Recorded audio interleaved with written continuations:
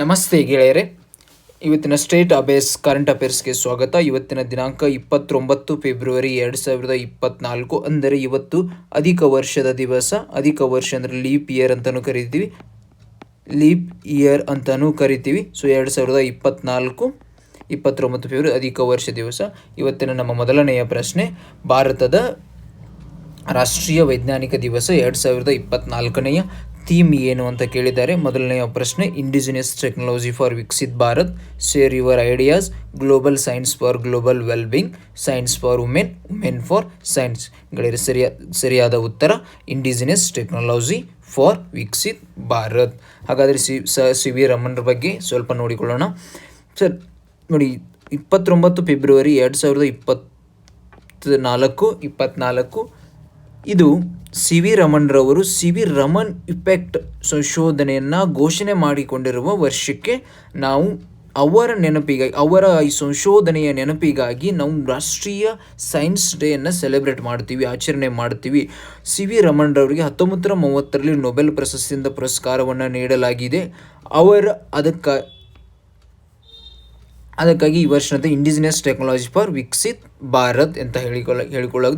ಹಾಗೂ ನಮ್ಮ Ministry of Science and Technology ಅವರು ತಮ್ಮ ನಮನವನ್ನು ಸಲ್ಲಿಸುವ ವೇಳೆಯಲ್ಲಿ ಇನ್ನೊಂದು ಹೇಳಿದ್ರು, India has conducted the first human clinical trial of gene therapy for haemophilia A at Christian Medical College, Vellore, ತಮಿಳುನಾಡಲ್ಲಿ ಅಂತ ಹೇಳಿದ್ದಾರೆ. ಇದು ನಮ್ಮ ಮೊದಲನೆಯ ಪ್ರಶ್ನೆಯ ಉತ್ತರ. ಎರಡನೆಯ ಪ್ರಶ್ನೆ ಏನೆಂದರೆ, ಮಿನಿಸ್ಟ್ರಿ ಆಫ್ ಜಲಶಕ್ತಿ ಅಂದರೆ ಜಲಶಕ್ತಿ ಸಚಿವಾಲಯವು ಕಾವೇರಿ ಬೇಸಿನ್ ಮ್ಯಾನೇಜ್ಮೆಂಟನ್ನು ಮಾಡಲು ಯಾವ ತಂತ್ರಜ್ಞಾನ ಶಿಕ್ಷಣ ವ್ಯವಸ್ಥೆಯ ಜೊತೆ ಒಪ್ಪಂದವನ್ನು ಮಾಡಿಕೊಂಡಿದೆ? ಮೊದಲನೆಯ ಆಪ್ಷನ್ IIT ಇಂದೂರ್ ಮತ್ತು IIT Gandhinagar, IIT Hyderabad, NEERI Nagpur, IIT Raipur, IIT Rourkela, IISc Bengaluru, NIT Trichy. So ಸರಿಯಾದ ಉತ್ತರ ಗೆಳೆಯರೆ IISc ಬೆಂಗಳೂರು ಮತ್ತು NIT ತ್ರಿಚಿ. ಸೊ ಈ ಕಾವೇರಿ ಬೇಸಿನ್ ಮ್ಯಾನೇಜ್ಮೆಂಟ್ ಒಪ್ಪಂದತೆ ಇನ್ನು 5 ನದಿಗಳ ಸ್ವಚ್ಛತೆ ಮತ್ತು ಸಂರಕ್ಷಣೆಗಾಗಿ ಮಿನಿಸ್ಟ್ರಿ ಸಚಿವಾಲಯ ಜಲಶಕ್ತಿ ಸಚಿವಾಲಯವು ಒಪ್ಪಂದವನ್ನು ಮಾಡಿಕೊಂಡಿದೆ. ನರ್ಮದಾ ಬೇಸಿನ್ ಮ್ಯಾನೇಜ್ಮೆಂಟ್ಗೆ IIT ಇಂದೂರ್ ಮತ್ತು IIT ಗಾಂಧಿನಗರದ ಜೊತೆ, Godavari basin management IIT Hyderabad ಮತ್ತು NEERI Nagpur, Mahanadi basin management IIT Raipur ಮತ್ತು IIT Rourkela, Krishna basin management NIT Warangal ಮತ್ತು NIT Surathkal, Kaveri basin management IISc Bengaluru ಮತ್ತು NIT Trichy, Periyar basin management IIT Palakkad ಮತ್ತು NIT ಕ್ಯಾಲಿಕಟ್ ಜೊತೆ ಒಪ್ಪಂದವನ್ನು ಮಾಡಿಕೊಂಡಿದೆ ಗೆಳೆಯರೆ. ಈ ನಮ್ಮ ಮುಂದಿನ ಪ್ರಶ್ನೆ, ಹೋಮ್ಲ್ಯಾಂಡ್ ಸೆಕ್ಯೂರಿಟಿ ಡೈಲಾಗ್ ಯಾವ ರಾಷ್ಟ್ರಗಳ ನಡುವೆ ನಡೀತಿದೆ? ಭಾರತ ಮತ್ತು ಅಮೆರಿಕ, ಭಾರತ ಮತ್ತು ಫ್ರಾನ್ಸ್, ಭಾರತ ಮತ್ತು ರಷ್ಯಾ, ಭಾರತ ಮತ್ತು ಇಸ್ರೇಲ್. ಗೆಳೆಯರೆ ಸರಿಯಾದ ಉತ್ತರ ಇಂಡಿಯಾ ಮತ್ತು ಫ್ರಾನ್ಸ್. ಯಾಕೆ ಏನಿದು ಹೋಮ್ಲ್ಯಾಂಡ್ ಸೆಕ್ಯೂರಿಟಿ ಡೈಲಾಗ್ ಅಂದರೆ ಗೆಳೆಯರೆ, ನೋಡಿ, ಕೌಂಟರ್ ಟೆರರಿಸಮ್ದ ವಿರುದ್ಧ ಓಡಲು, ಸೆಕ್ಯೂರಿಟಿ ಡೊಮೇನ್ ಬಗ್ಗೆ ವಿರುದ್ಧ ಓಡಲು, combat the terrorism, violent extremism, drug trafficking, organised crime, insurrection, transportation security ಈ ವಿರುದ್ಧ ಹೋರಾಡಲು ಸೆಕ್ಯೂರಿಟಿ ಡೈಲಾಗನ್ನು ನಡೆಸಿದ. ಅವರ ಜೊತೆ ಒಪ್ಪಂದವನ್ನು ಮಾಡಿಕೊಂಡು ಇವುಗಳ ವಿರುದ್ಧ ಹೋರಾಡಲು ಭಾರತವು so by taking a step to enable safe and legal migration, ಮತ್ತು ಸೇಫ್ ಮೈಗ್ರೇಷನ್ಗೋಸ್ಕರ counter illegal migration, human trafficking ಅನ್ನು ತಡೆಗಟ್ಟಲು, ಮನಿ ಲಾಂಡ್ರಿಂಗ್ ಅನ್ನು ತಡೆಗಟ್ಟಲು, ಸೈಬರ್ ಕ್ರೈಮ್ಗಳನ್ನ ತಡೆಗಟ್ಟಲು ಹೋಮ್ಲ್ಯಾಂಡ್ USA ಜೊತೆ ಭಾರತವು ಮಾತುಕತೆಯನ್ನು ನಡೆಸ್ತಾ ಇದೆ. ಗೆಳೆಯರೆ ನಮ್ಮ ಮುಂದಿನ ಪ್ರಶ್ನೆ, ಪ್ರಧಾನಮಂತ್ರಿ ಆವಾಸ ಘರ್ಕುಲ್ ಯೋಜನೆ ಯಾವ ರಾಜ್ಯದ ಯೋಜನೆ ಆಗಿದೆ ಅಂತ ಕೇಳಿದ್ದಾರೆ. ಮೊದಲನೆಯ ಆಪ್ಷನ್ ಆಯ್ಕೆ ಮಹಾರಾಷ್ಟ್ರ, ಎರಡನೆಯ ಆಯ್ಕೆ ಮಧ್ಯಪ್ರದೇಶ್, ಮೂರನೆಯ ಆಯ್ಕೆ ತಮಿಳುನಾಡು, ನಾಲ್ಕನೇ ಆಯ್ಕೆ ಒಡಿಶಾ. ಸರಿಯಾದ ಉತ್ತರ ಮಹಾರಾಷ್ಟ್ರ. ನೋಡಿ, ಮಹಾರಾಷ್ಟ್ರ OBC ಕೆಟಗರಿ ಫಲಾನುಭವಿಗಳಿಗೆ ಮಾತ್ರ ಈ ಯೋಜನೆಯು ಲಾಭದಾಯಕವಾಗಲಿದೆ ಮಹಾರಾಷ್ಟ್ರದ. ಹಾಗಾದರೆ ಮಹಾರಾಷ್ಟ್ರ ಸರ್ಕಾರವು ಆರ್ಥಿಕ ವರ್ಷ 2023ರಿಂದ 2025-26 ಒಟ್ಟು 10 ಲಕ್ಷ OBC ಕೆಟಗರಿದವರಿಗೆ ಮನೆಗಳನ್ನು ಕಟ್ಟಿಕೊಡಲು ಸಂಕಲ್ಪ ಮಾಡಿದೆ. ಇದು ಪ್ರಧಾನಮಂತ್ರಿಯ ಆವಾಸ ಘರ್ಕುಲ್ ಯೋಜನೆ ಅಥವಾ ಮೋದಿ ಆವಾಸ ಯೋಜನೆ ಅಂತಲೂ ಕೂಡ ಕರೆಯುತ್ತಾರೆ. ನಮ್ಮ ಮುಂದಿನ ಪ್ರಶ್ನೆ, ಭಾರತದ ಪ್ರಪ್ರಥಮ ಸ್ವದೇಶಿಯ green hydrogen fuel cell inland waterway vessel ಯಾವ ರಾಜ್ಯದಲ್ಲಿ ಚಾಲನೆ ನೀಡಲಾಗಿದೆ? ಮೊದಲನೇ ಆಯ್ಕೆ ಮಹಾರಾಷ್ಟ್ರ, ಎರಡನೇ ಆಯ್ಕೆ ಕೇರಳ, ಮೂರನೇ ಆಯ್ಕೆ ಗುಜರಾತ್, ನಾಲ್ಕನೇ ಆಯ್ಕೆ ತಮಿಳುನಾಡು. ಗೆಳೆಯರೇ ಸರಿಯಾದ ಉತ್ತರ ತಮಿಳುನಾಡಿನ ತುತುಕುಡಿ ಎಂಬಲ್ಲಿ ಈ green hydrogen fuel cell inland water vessel launched in Tamil Nadu. So ಇದು ಯಾವ ಇನಿಷಿಯೇಟಿವ್ ಕೆಳಗಡೆ ಬರುತ್ತೆ? ಹರಿತ್ ನೌಕಾ ಇನಿಷಿಯೇಟಿವ್ ಕೆಳಗಡೆ ಬರ್ತಾ ಇದೆ. So first indigenous hydrogen fuel cell England, ಇದನ್ನು ಕೋಚಿನ್ ಸಿಪ್ಯಾಡ್ ಲಿಮಿಟೆಡ್ ಅವರು ನಿರ್ಮಾಣ ಮಾಡಿದ್ದಾರೆ. ಕ್ಲಿಯರ್? ಹೈಡ್ರೋಜನ್ ಫ್ಯೂಯಲಲ್ಲಿ ಒಟ್ಟು ನಾಲ್ಕು ಪ್ರಕಾರಗಳು. ಒಂದು ಗ್ರೀನ್ ಹೈಡ್ರೋಜನ್, ಒಂದು ಬ್ರೌನ್ ಹೈಡ್ರೋಜನ್, ಇನ್ನೊಂದು ಗ್ರೇ, ಬ್ಲೂ. ಗೆಳೆಯರೆ, ಗ್ರೀನ್ ಹೈಡ್ರೋಜನ್ ನಾವು electrolysis of water using renewable energy. ಇದನ್ನು ನಾವು ಯಾವ ಥರ ಉತ್ಪನ್ನ ಮಾಡ್ತೀವಿ ಅಂದರೆ electrolysis of water by using renewable energy. ಅದಕ್ಕೆ ಗ್ರೀನ್ ಹೈಡ್ರೋಜನ್. ಇನ್ನೊಂದು ಗೆಳೆಯರು ಬ್ರೌನ್ ಅಂದರೆ ಕೋಲ್. ಸೊ ಕೋಲ್ ಇದನ್ನು ಏರ್ ಎಮಿಷನ್ ಆಗುತ್ತದೆ. ಸೊ ಗ್ರೇ ಇದು ಕೂಡ ನ್ಯಾಚುರಲ್ ಗ್ಯಾಸಿಂದ ನಾವು ಉತ್ಪಾದನೆ ಮಾಡ್ತೀವಿ ಎನರ್ಜಿಯನ್ನು. ಎನರ್ಜಿಯನ್ನು ಉತ್ಪಾದನೆ ಮಾಡ್ತೀವಿ, ಇದನ್ನು ಕೂಡ ನಾವು ಏರಲ್ಲಿ ಬಿಡ್ತೀವಿ. ಸೊ ನೆಕ್ಸ್ಟ್ ಗೆಳೆಯರು ಬ್ಲೂ ಹೈಡ್ರೋಜನ್ ಫ್ಯೂಯಲ್ ಕೂಡ ನ್ಯಾಚುರಲ್ ಗ್ಯಾಸಿಂದ ಉತ್ಪಾದನೆ ಮಾಡ್ತೀವಿ. ಆದರೆ ಇದನ್ನು ಹೊರಸೂಚಿರ್ತಕ್ಕಂಥ ಅನಿಲಗಳನ್ನು ನಾವು ಕಾರ್ಬನ್ ಕ್ಯಾಪ್ಚರ್ ಸ್ಟೋರೇಜ್ ಎಂಬ ತಂತ್ರಜ್ಞಾನದ ಅಡಿ ಇದನ್ನು ಸ್ಟೋರೇಜ್ ಮಾಡಿ ಇಟ್ಕೋತೀವಿ. ಸೊ ಹಾಗಾದರೆ ನಮ್ಮ ಮುಂದಿನ ಪ್ರಶ್ನೆ, ರೇರ್ ಡಿಸೀಸ್ ಡೇ, ವಿರಳ ರೋಗಗಳ ದಿವಸ 24 ಯಾವ ದಿನಾಂಕದಂದು ಆಚರಣೆ ಮಾಡುತ್ತೇವೆ ಅಂತ ಪ್ರಶ್ನೆಯನ್ನು ಕೇಳಿದ್ದಾರೆ. ಮೊದಲನೆಯ ಆಯ್ಕೆ 27 ಫೆಬ್ರವರಿ, 28 ಫೆಬ್ರವರಿ, 29 ಫೆಬ್ರವರಿ, ಫೆಬ್ರವರಿ ಮಂತದ ಕೊನೆಯ ದಿವಸದಲ್ಲಿ. ಗೆಳೆಯರ ಸರಿಯಾದ ಉತ್ತರ 20 ಫೆಬ್ರವರಿ ತಿಂಗಳಿನ ಮಾಸದಲ್ಲಿನ ಕೊನೆಯ ದಿವಸದಲ್ಲಿ ನಾವು ಆಚರಣೆ ಮಾಡುತ್ತೇವೆ ರೇರ್ ಡಿಸೀಸ್ ಡೇಯನ್ನು.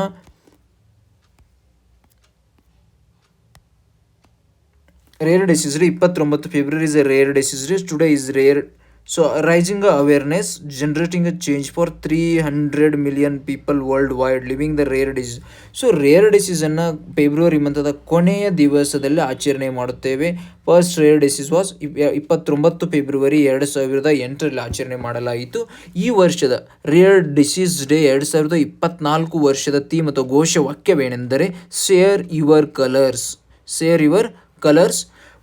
ರೇರ್ ಡಿಸೀಸ್ ವ್ಯಾಖ್ಯಾನವೇನೆಂದರೆ 1,000 ಜನಸಂಖ್ಯೆಯಲ್ಲಿ 1 ಅಥವಾ 1ಕ್ಕಿಂತ ಕಡಿಮೆದಲ್ಲಿ ಆ ರೋಗವು ಆಡಳಿತವಾಗಿ ಕಂಡು ಬಂದಲ್ಲಿ ಅದಕ್ಕೆ ನಾವು ರೇರ್ ಡಿಸೀಸ್ ಅಂತಲೂ ಕರಿತೀವಿ. ಭಾರತದಲ್ಲಿ ರೇರ್ ಡಿಸೀಸನ್ನು ಮಟ್ಟ ಹಾಕಲು ಎರಡು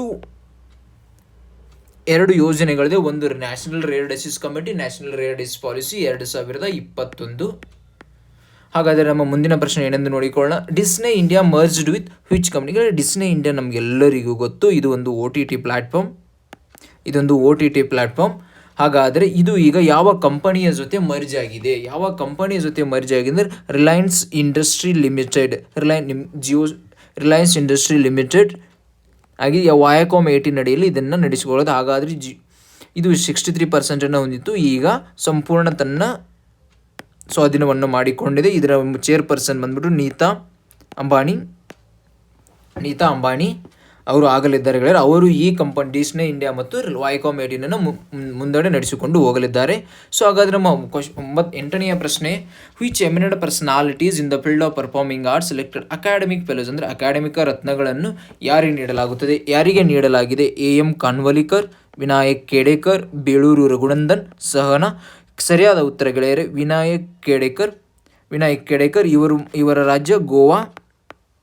ಇವರು ಫೋಕ್ಲೋರಿಸ್ಟ್. ಇವರ ಜೊತೆ ಗೆಳೆಯರೆ ಇನ್ನು 5 ಜನರಿಗೆ ಅಕಾಡೆಮಿಕ್ ರತ್ನವನ್ನು ನೀಡಲಾಗಿದೆ. ಈ ಅಕಾಡೆಮಿಕ್ ರತ್ನದ ವಿಶೇಷತೆ ಏನು? 3 ಲಕ್ಷದ ಹಣ ಮತ್ತು ತಾಮ್ರಪತ್ರ ಪ್ಲಸ್ ಅಂಗವಸ್ತ್ರವನ್ನು ನೀಡಿ ಅವರಿಗೆ ರಾಷ್ಟ್ರಾಧ್ಯಕ್ಷರಿಂದ ಪುರಸ್ಕಾರವನ್ನು ನೀಡಲಾಗುತ್ತದೆ. ಅಕಾಡೆಮಿ ಅವಾರ್ಡ್ 1952ರಿಂದ ಅಕಾಡೆಮಿ ಅವಾರ್ಡನ್ನು ನೀಡಲಾಗುತ್ತಿದೆ. ಇದು ಅಕಾಡೆಮಿ ಫೆಲೋಸ್ಗಳಿಗೆ 40 ಸದಸ್ಯರಿಗೆ ಮಾತ್ರ ಇಲ್ಲಿಯವರೆಗೆ ಒಟ್ಟು 153 ಜನರಿಗೆ ಈ ಅಕಾಡೆಮಿ ಫೆಲೋಸನ್ನು ನೀಡಲಾಗಿದೆ. ಇವರಿಗೆ 3 ಲಕ್ಷದ ಹಣ ನಗದು ಪ್ಲಸ್ ತಾಮ್ರಪತ್ರ ಮತ್ತು ಅಂಗವಸ್ತ್ರವನ್ನು ನೀಡಲಾಗುತ್ತದೆ. ವಿನಾಯಕ್ ಕಡೇಕರ್ ಫ್ಲೋಕ್ಲಿಸ್ಟ್, ಸುನಾಯನಾ ಹಜ್ರಿಲಾಲ್ ಇವರು ಕಥಕ್ ಆರ್ಟಿಸ್ಟ್ ಆಗಿದ್ದಾರೆ. ರಾಜಾ ಮತ್ತು ರಾಧಾ ರೆಡ್ಡಿ ಇವರು ಕುಚಿಪುಡಿ ಆರ್ಟಿಸ್ಟ್ ಆಗಿದ್ದಾರೆ. ದುಲಾಲ್ ರಾಯ್ ಇವರು ಥಿಯೇಟರಿಸ್ಟ್ ಆಗಿದ್ದಾರೆ. DP ಸಿನ್ಹಾ ಪ್ಲೇಯರ್ ಆಗಿದೆ. ಅದರ ಜೊತೆ ಕೂಡ ಸಂಗೀತ ನಾಟಕ ಅಕಾಡೆಮಿ 92 ಜನರಿಗೆ 2022ರಿಂದ 2023 2 ವರ್ಷಗಳಲ್ಲಿ ಸೇರಿ ಒಟ್ಟು 92 ಜನರಿಗೆ ಸಂಗೀತ ನಾಟಕ ಅಕಾಡೆಮಿಯ ಪ್ರಶಸ್ತಿಯನ್ನು ನೀಡಲಾಗುತ್ತಿದೆ. ಇದು 1,000 ರೂಪಾಯಿ ನಗದು ಪ್ಲಸ್ ತಾಮ್ರಪತ್ರ ಪ್ಲಸ್ ಅಂಗವಸ್ತ್ರವನ್ನು ನೀಡಲಾಗುತ್ತದೆ. ಗೆಳೆಯರು, ಕರ್ನಾಟಕದಿಂದ 5ರಿಂದ 6 ಜನ ಸೆಲೆಕ್ಟ್ ಆಗಿದೆ. ಅವರ ಹೆಸರನ್ನು ನೀವು ನೋಡಿಕೊಳ್ಳಿ. ಉಸ್ತಾದ್ ಬಿಸ್ಮಿಲ್ಲಾ ಖಾನ್ ಯುವ ಪುರಸ್ಕಾರ, ಇದು ಗೆಳೆಯರು 40 ವರ್ಷದ ಕೆಳಗಿರತಕ್ಕಂತಹ ಆರ್ಟಿಸ್ಟ್ಗಳಿಗೆ ಈ ಪುರಸ್ಕಾರವನ್ನು ನೀಡಲಾಗುತ್ತದೆ. ಇದನ್ನು ನೀಡುವವರು ಸಂಗೀತ ನಾಟಕ ಅಕಾಡೆಮಿಯ ಚೇರ್ಮನ್ ಅವರು. ಇದರ ನಗದು ಹಣ ಬಂದ್ಬಿಟ್ಟು 25,000 ಪ್ಲಸ್ ತಾಮ್ರಪತ್ರ ಅಂಗವಸ್ತ್ರ. ಸಂಗೀತ ನಾಟಕ ಅಕಾಡೆಮಿ ಅವಾರ್ಡ್ ಮತ್ತು ಅಕಾಡೆಮಿ ಫೆಲೋಸ್ಗಳ ಅವಾರ್ಡ್ಗಳನ್ನು ನಮ್ಮ ಭಾರತದ ರಾಷ್ಟ್ರಾಧ್ಯಕ್ಷರು ನೀಡಿ ಪುರಸ್ಕರಿಸುತ್ತಾರೆ. ಸೊ ನಮ್ಮ ಮುಂದಿನ ಪ್ರಶ್ನೆ, which two Maharatna CPSCs signed the joint venture agreement to set the ammonium nitrate plant through the surface coal gasification technology route? ಗೆಳೆಯರ ಸರಿಯಾದ ಉತ್ತರ ಕೋಲ್ ಇಂಡಿಯಾ ಲಿಮಿಟೆಡ್ ಮತ್ತು Bharat heavy electrical limited. Bharat heavy electrical ಮತ್ತು ಕೋಲ್ ಇಂಡಿಯಾ ಲಿಮಿಟೆಡ್. ಸೊ ಗೆಳೆಯರು, BHEL Bharat heavy electrical limited ಮತ್ತು ಕೋಲ್ ಇಂಡಿಯಾ ಲಿಮಿಟೆಡ್ ಅವರ ಸ್ಥಾಪನೆಯ ವರ್ಷ ಕೋಲ್ ಇಂಡಿಯಾ ಲಿಮಿಟೆಡ್ 1975. ಆದರೆ BHELನ 2013ರಲ್ಲಿ ಮಹಾರತ್ನ ಸ್ಟೇಟಸ್ ಬಗ್ಗೆ ಅಪ್ಗ್ರೇಡ್ ಮಾಡಲಾಗಿತ್ತು. ಇದರ BHEL ಹೆಡ್ ಕ್ವಾರ್ಟರ್ ಬಂದ್ಬಿಟ್ಟು ನ್ಯೂ ಡೆಲ್ಲಿಯಲ್ಲಿದೆ. ಕೋಲ್ ಇಂಡಿಯಾ ಲಿಮಿಟೆಡ್ ಹೆಡ್ ಕ್ವಾರ್ಟರ್ ಬಂದ್ಬಿಟ್ಟು ವೆಸ್ಟ್ ಬೆಂಗಾಲಲ್ಲಿದೆ. ಇದನ್ನು ಮಿನಿಸ್ಟ್ರಿ ಆಫ್ ಕೋಲ್ ಹೆಸರು ನಡೆಸಿಕೊಂಡ್ರೆ ಇದನ್ನ ಮಿನಿಸ್ಟ್ರಿ ಆಫ್ ಹೆವಿ ಇದರ BHEL ಸ್ಥಾಪನೆಯ ವರ್ಷ 1956. BHEL ಸ್ಥಾಪನೆಯ ವರ್ಷ 1956. ಇದನ್ನು ಮಹಾರತ್ನ ಸ್ಟೇಟಸ್ ಆಗಿ 2013ರಲ್ಲಿ ಅಪ್ಗ್ರೇಡ್ ಮಾಡಲಾಯಿತು. ಇದರ ಚೇರ್ಮನ್ ಬಂದ್ಬಿಟ್ಟು ಪ್ರಮೋದ್ ಅಗರ್ವಾಲ್. ಹಾಗಾದ್ರೆ ಇದರ ಮ್ಯಾನೇಜಿಂಗ್ ಡೈರೆಕ್ಟರ್ ಕೊಪ್ಪು ಸದಾಶಿವಮೂರ್ತಿ.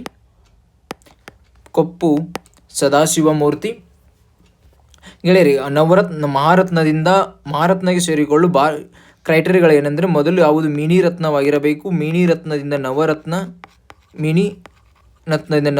ನವರತ್ನದಿಂದ ಮಹಾರತ್ನಕ್ಕೆ ಹೋಗುತ್ತದೆ. ಮಹಾರತ್ನಕ್ಕೆ ಸಿಗುವ ಸೌಲಭ್ಯಗಳೇನೆಂದರೆ, ಇದು 1,000 ಕೋಟಿಯಿಂದ 5,000 ಕೋಟಿವರೆಗೆ ಇನ್ವೆಸ್ಟ್ ಮಾಡಬಹುದು. 15% ಇದೆ ಟೋಟಲ್ ನೆಟ್ವರ್ಕ್ದಲ್ಲಿ 15% ಏನಾದರೂ ಇನ್ವೆಸ್ಟ್ ಮಾಡಿದಲ್ಲಿ ಸರ್ಕಾರದಿಂದ ಅನುಮತಿ ತೆಗೆದುಕೊಳ್ಳುವ ಅವಶ್ಯಕತೆಗಳಿಲ್ಲ. ಇದರಲ್ಲಿ ಕೆಲಸ ಮಾಡಿರತಕ್ಕಂತಹ ನೌಕರದಾರರಿಗೆ ಗೆಜೆಟೆಡ್ ಆಫೀಸರ್ ಅಂತ ಕರೀತಾರೆ. ಗೆಜೆಟೆಡ್ ಆಫೀಸರ್ ಅಂತ ಕರೆಯುತ್ತಾರೆ. ಇನ್ನು ನೆಕ್ಸ್ಟ್ ಬಂದ್ಬಿಟ್ಟು ಸರ್ಫೇಸ್ ಕೋಲ್ ಗ್ಯಾಸಿಫಿಕೇಶನ್ ಏನೆಂದರೆ, ಅಂದರೆ ಇದು ಒಂದು ತಂತ್ರಜ್ಞಾನ. ಈ ತಂತ್ರಜ್ಞಾನವು ಕಲ್ಲಿದ್ದಲನ್ನು ವ್ಯಾಲ್ಯೂಬಲ್ ಸಿನ್ ಗ್ಯಾಸ್ ಆಗಿ ಪರಿವರ್ತನೆ ಮಾಡುತ್ತದೆ. ಮುಂದಿನ ಪ್ರಶ್ನೆಗಳಿವೆ. So pro rata basis is seen sometimes in news related to what? ಇದು ಒಂದು ಕ್ರೀಡೆಗೆ ಸಂಬಂಧಿಸವಾಗಿದೆ, ಇದು ಬ್ಯಾಂಕಿಗೆ ಸಂಬಂಧಿಸವಾಗಿದೆ, ಅಥವಾ IMF ಲೆಂಡಿಂಗ್ ರೇಟ್ಗೆ ಸಂಬಂಧಿಸವಾಗಿದೆ, ಅಥವಾ ಒಂದು ಆಟಕ್ಕೆ ಅಥವಾ ಗೇಮ್ಗೆ ಸಂಬಂಧಿತವಾಗಿದೆಯಾ? ಇದು ಒಂದು ಕ್ರೀಡೆಗೆ ಸಂಬಂಧಿಸವಾಗಿದೆ. ಕ್ರೀಡೆಗೆ ಅಂದರೆ ನೀವು ಸ್ಪೋರ್ಟ್ಸಲ್ಲಿ ಕ್ರಿಕೆಟಲ್ಲಿ BCCIಗೆ ಸಂಬಂಧಿತವಾಗಿದೆ. ಇದು ಒಬ್ಬ ಆಟಗಾರನ ಗ್ರೇಡ್ C ಕೆಟಗರಿಗೆ ಅಪ್ಗ್ರೇಡ್ ಮಾಡಬೇಕೆಂದರೆ ಆ ಆಟಗಾರನು 3 ಟೆಸ್ಟ್ಗಳನ್ನು ಆಡಿರಬೇಕು, 5 ಒನ್ಡೇಗಳನ್ನು ಆಡಿರಬೇಕು, ಅಥವಾ 10 T20ಗಳನ್ನು ಅಂತಾರಾಷ್ಟ್ರೀಯ ಮಟ್ಟದಲ್ಲಿ ಆಡಿದ್ದೇ ಆದಲ್ಲಿ ಅವನನ್ನು ಗ್ರೇಡ್ ಸಿಗೆ ಅಪ್ಗ್ರೇಡ್ ಮಾಡಲಾಗುತ್ತದೆ. ಈಗ ಭಾರತ ಸದ್ಯದಲ್ಲಿ ಧ್ರುವ್ ಜುರೇಲ್ ಮತ್ತು ಸರ್ಫರಾಜ್ ಖಾನ್ ಅವರು ಎರಡು ಅಂತಾರಾಷ್ಟ್ರೀಯ ಟೆಸ್ಟ್ಗಳನ್ನು ಆಡಿದ್ದಾರೆ ಇಂಗ್ಲೆಂಡ್ ವಿರುದ್ಧ. ಅವರು ನೆಕ್ಸ್ಟ್ ಬರುವ 5ನೇ ಟೆಸ್ಟಲ್ಲಿ ಆಡಿದ್ದೇ ಆದಲ್ಲಿ ಅವರನ್ನು ಗ್ರೇಡ್ ಸಿಗೆ ಅಪ್ಗ್ರೇಡ್ ಮಾಡಲಾಗುತ್ತದೆ. ಹಾಗಾದರೆ ಹೊಸ ಗ್ರೇಡ್ ಪಟ್ಟಿ ಪ್ರಕಾರ ಗ್ರೇಡ್ A+ ಆಟಗಾರರು 4 ಜನರಿದ್ದಾರೆ. ಅವರಲ್ಲಿ ರೋಹಿತ್ ಶರ್ಮಾ, ವಿರಾಟ್ ಕೊಹ್ಲಿ, ಜಸ್ಪ್ರೀತ್ ಬುಮ್ರಾ, ರವೀಂದ್ರ ಜಡೇಜಾ. ಅವರಿಗೆ 7 ಕೋಟಿ.